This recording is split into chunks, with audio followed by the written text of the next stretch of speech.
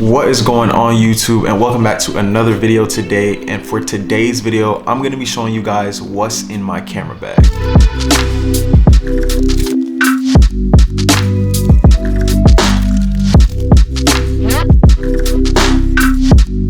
So now I've been doing photography for a few years now, and as of lately I've started to notice that more does less. And a lot of people have been asking me, what do I use to shoot? What are some of the stuff that I have? Like, do I have thousands and thousands of dollars worth of gear?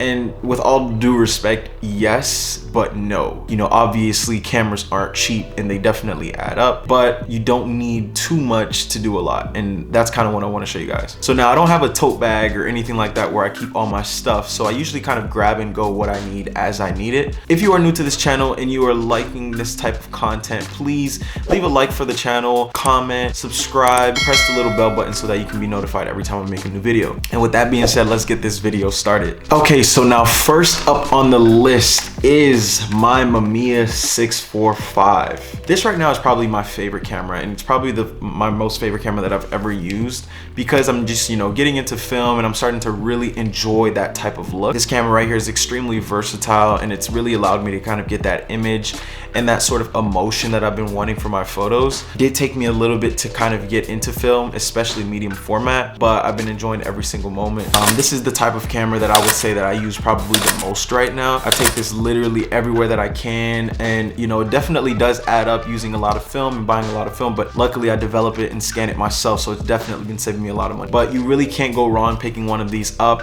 I'm probably looking to get maybe a Mamiya RZ67 down the line, maybe halfway through 2021, but for now this is definitely doing all that I needed to. Up next on the list is my Nikon N50, and so these right here have my 50mm 1.4 lens onto them, and I haven't really used this too much. I kind of picked it up because I've been wanting more of a grab and go film camera, and this was a pretty good steal, and the fact that I could kind of add my own lens to it made it, you know, just probably the best grab and go film camera that I could have right now. Like I said, I'm really into shooting portraits, which is why I have the 50mm on here, and I'm gonna kind of show you guys some of the photos that this kind of camera can take. I'm super excited to get into using it. I think it's you know, I think it was a good pickup. Granted, I haven't developed any film with it yet. It's just, you know, it's easy to grab. You can pretty much put it anywhere. It's a super smart camera. You know, I can't obviously get into all the technicalities and all that shit because I'm not the best when it comes to all of that, but I know what it's able to do, and I'm super excited to really put it into use. It's definitely not my Mamiya, and it's definitely not medium format, but with a camera like this, you definitely can get some images that you like. And I'm really looking forward to using it more in the future. You know, of course, the most important thing that you want to have when you have a camera are filters, you know, UV filters, whatever filters you decide.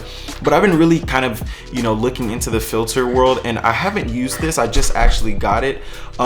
It's kind of a star filter, and I'll show you guys the kind of effect that it does. You know, pretty much adding those like stars to like jewelry or anything that shines like light, and I think it's going to be really cool. And then on top of that, having some step-up rings, I literally bought a whole pack, can really elevate your ability when it comes to buying things, because being a photographer, you know, being on a budget as well, you know, I go to a lot of photography shops, and not everything that I buy is new. So if I find like a filter that's really dope, but it's not necessarily the size for my lens, having step up and step down rings really kind of eliminates me having to worry about that, because I can use those rings to make any filter fit. So I definitely think the step up and step down rings are super important, and I'm super excited to get into using this star filter.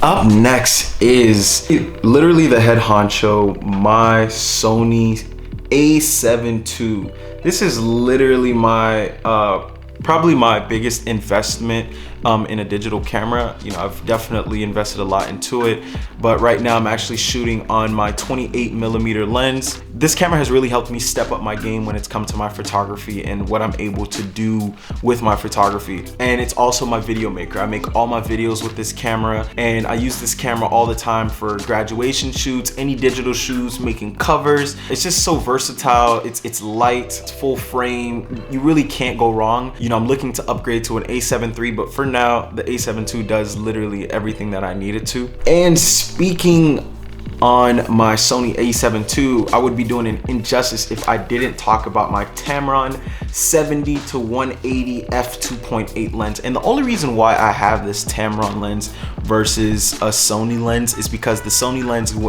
only goes down to a f4, and the one that goes down to a 2.8 is like 2,000 bucks, and this already alone was about $1,000, and I wasn't going to spend $2,000 on some lens.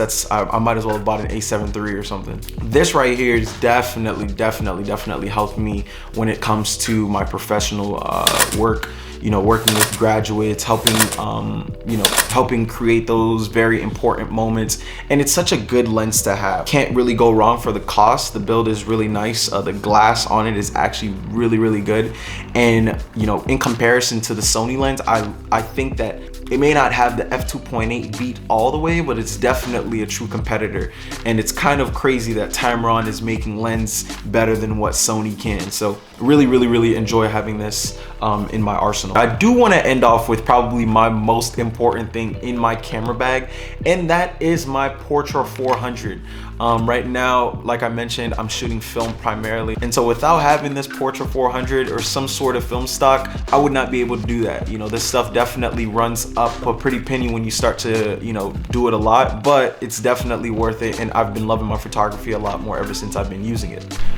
Okay, aside from all of that, like I said, I don't have too much. Looking to maybe get some more, you know, as the new year comes, but I just wanted to give you guys a quick inside look into some of the stuff that I have and some of the stuff that I think are super useful. Also, not having a lot shows you that you can be really versatile and you can do so much with your photography, even if you don't have the most expensive stuff. I really appreciate it if you made it this far into the video. I do ask that you please press that subscribe button, like, comment down below if you have any other video ideas that I should maybe do, and until the next one, peace.